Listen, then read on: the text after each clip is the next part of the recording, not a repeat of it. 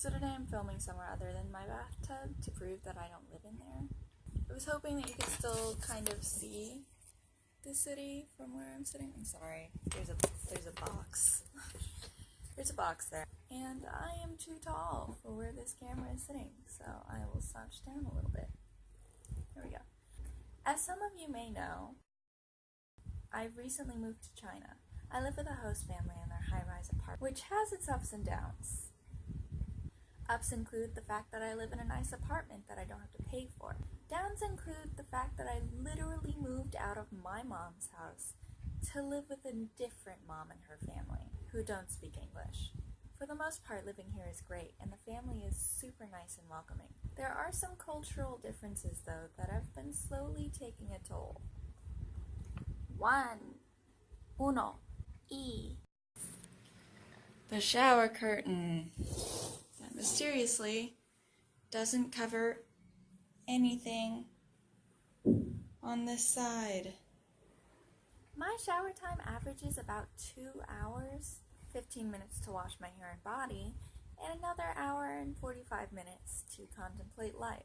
By the time I'm finished, the floor has become a swimming pool, which is both dangerous and embarrassing because, they have a housekeeper. The family is a little disgustingly wealthy, and so they keep a housekeeper. She sleeps in the apartment across the hall. Her name is Tess, and she's been playing translator for me and the family. She's extremely nice, which only makes me feel guiltier each time she cleans my room. It doesn't help that I'm a naturally messy person, and I try to help her however I can. I am not only a messy person, I am fundamentally bad at cleaning.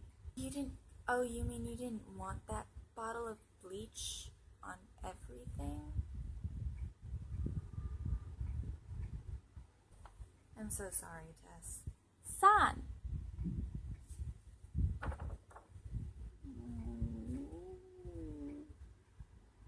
People. I've lived with people my entire life, so you'd think I would have gotten used to it. Not quite the case. I have this weird kind of specific introversy. The more time I'm forced to spend with others, the more I retreat into myself. It's not that I want to be antisocial. I just reach a point where I cannot stomach other people. It doesn't help that since the parents don't speak much English, I spend most of my time with the kids. The kids are mostly adorable, but if you've spent any time at all with small children, you know that there comes that point where I will have all the abortions. For money. I've mentioned before that I fear debt. That extends to feeling like I owe someone, which is literally the definition of debt. The parents are, as I mentioned, disturbingly wealthy. They don't go a day without spending money, and I'm usually beside them in the store. I'm pretty sure they've begun to see me as their personal project because it's gotten to the point where I spend more time in the dressing room than both of them combined. Now, I don't mind not pitching in for rent because that was a part of our original work agreement.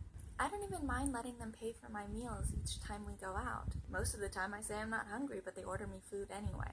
But I draw the line at them paying for my clothes. Plus, most of the time, they try to buy me things like this. Let's be honest, I can't rock this look. 5. Language barrier. This is definitely the biggest issue and probably should have been number 1, but oh well. It's every bit as problematic as it sounds. The obvious answer is, well, learn the language. But it's not that easy. I mean, I'm trying. I bought all the Mandarin books I could find before moving.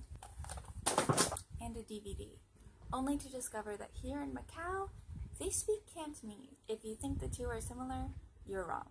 Mostly the barrier is worst around food because I'm a vegetarian and, surprise, surprise, most of China is made up of seafood. It took most of 2 weeks for them to finally understand.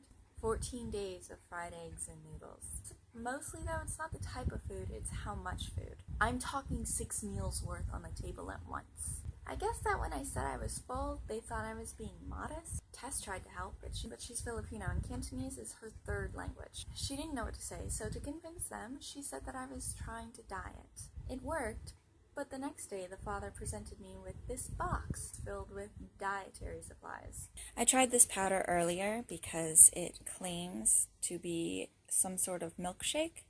It's not. These say that they are natural chocolate. But if you open them up and look inside, they look like vitamin C tablets. And they taste slightly worse. Cleanse for Life. Natural rich berry flavor. Oh, you can't see it. Sounds like it might be actually pretty good.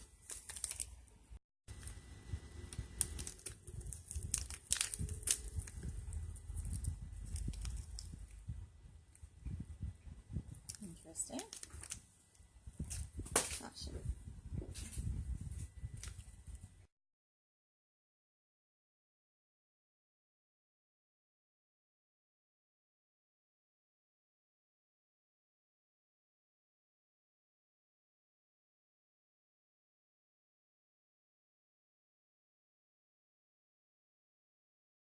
Well, that was sufficiently awful.